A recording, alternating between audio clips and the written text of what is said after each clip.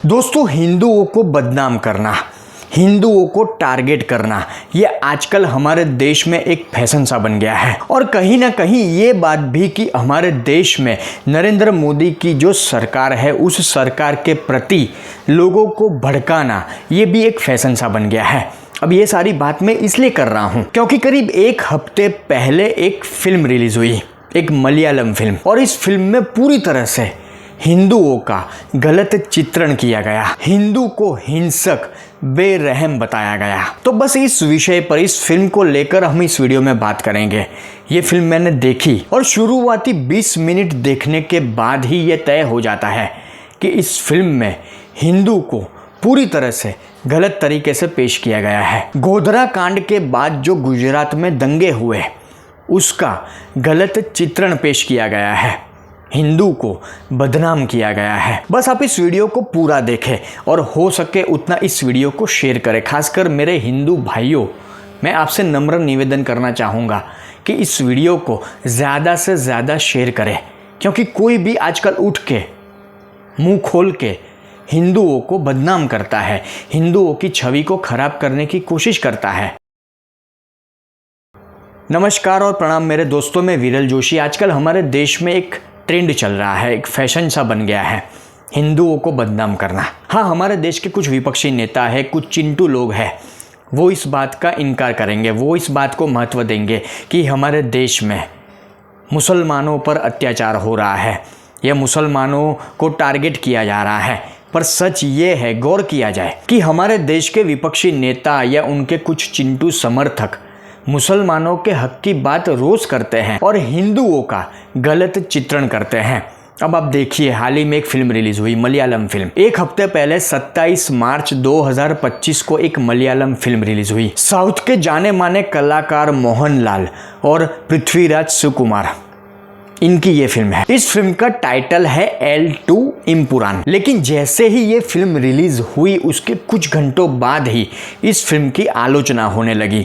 ये फिल्म विवादों में घिर गई और इस आलोचना का, इस विवाद का कारण ये था कि इस फिल्म के अंदर हिंदुओं का गलत चित्रण किया गया है। खासकर जो 2002 में गुजरात में गोधरा कांड हुआ और उसके बाद दंगे हुए, उसका गलत चित्रण किया गया है। फिल्म में पूरी तरह से हिंदुओं को संवेदनहीन, बेरहम और हिंसक बताया गया है, हिंदू विरोधी संदेश भी दिया गया है। अब जब ये फिल्म की आलोचना शुरू हुई या ये फिल्म विवादों में घिरी, तो मैंने सोचा मैं भी इस फिल्म को एक बार देखूं।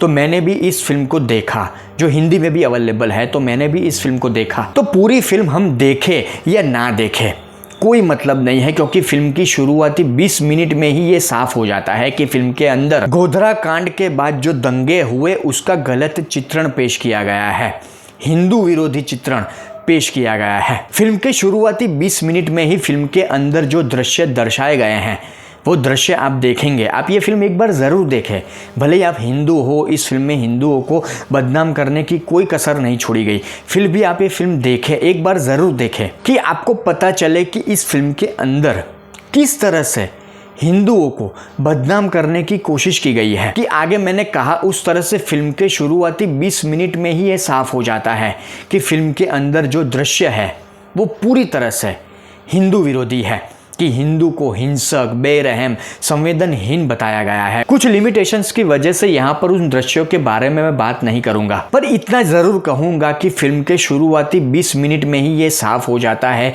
कि एक मुस्लिम परिवार के ऊपर हिंदुओं की भीड़ हमला करती है, बर्बरता करती है और हिंदू समुदाय को टारगेट किया जाता है या हिंदुओं को विलन बना दिया जाता है। हालांकि जब इस फिल्म की आलोचना शुरू हुई या ये फिल्म विवादों में घिरी, तो इस फिल्म के जो कलाकार है मोहनलाल, उन्होंने एक सार्वजनिक बयान जारी करके ये कहा, ये स्वीकार किया कि फिल्म में कुछ दृश्य ऐसे हैं जिससे लोगों को ठेस पहुंची है। मोहनलाल का ये कहना है कि फिल्म में कुछ दृश्य ऐसे हैं जो गलत तरीके से पेश किए गए हैं, उनको हटा दिया जाएगा।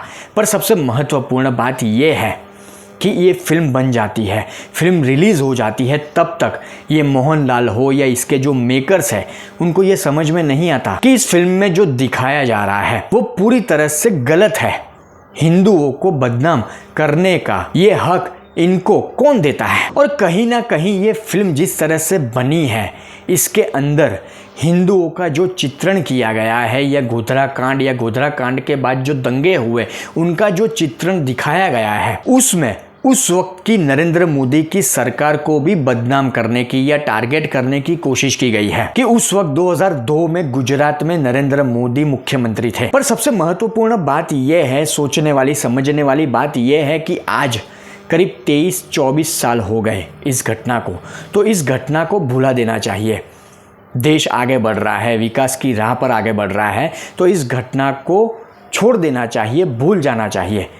तो आज इस घटना का ऐसा चित्रण क्यों, वो भी गलत तरीके से, चलो बना दी तो कोई बात नहीं, पर गलत चित्रण, गोधरा कांड, गोधरा दंगे, हिंदुओं का पूरी तरह से गलत चित्रण, ये क्यों? और सबसे महत्वपूर्ण बात यह भी कि नरेंद्र मोदी को कुछ साल पहले क्लीन चिट मिल चुकी है, तो अब ये प्रोपोगेंडा फिल्म बनाने का क्या मतलब? मैं तो इस फिल्म को प्रोपोगेंडा ही कहूँगा, क्योंकि कहीं ना कहीं सरकार को बदनाम करने की कोशिश, हिंदू समुदाय को बदनाम करने की कोशिश, हिंदू समुदाय को बेरहम और हिंसक बताने की कोशिश। मैंने तो आज तक कहीं भी नहीं सुना कि कोई हिंदू इतना हिंसक और बेरहम हो सकता है। और बात रही गोधरा कांड और उसके बाद हुए दंगों की, तो हमेशा एक्शन रिएक्शन जैसी चीज़ें होती हैं। तो उस वक्त 2002 में जो एक्शन हुआ, उसका एक रिएक्शन उस वक्त देखने को मिला था, पर उस चीज़ को अब भूल जाना चाहिए। पर अफसोस की बात है कि हमारे देश में कुछ लोग हैं जो आज भी पुरानी चीज़ों को, पुरानी वो घटनाएं, वो बातें जिन्हें रिपीट नहीं करना चाहिए, उसे रिपीट करते हैं, सिर्फ और सिर्फ सरकार को बदनाम करने के इरादे से या फिर हिंदुओं को बदनाम करने के इरादे से। आप भी अपनी राय मुझे कमेंट बॉक्स में ज़रूर दीजिए। और हाँ, ये फिल्म एक बार आप ज़रूर देखिएगा, आपको भी समझ में आएगा कि ये कैसे लोग हैं, किस तरह का चित्रण हिंदुओं को लेकर इस फिल्म में किया गया है।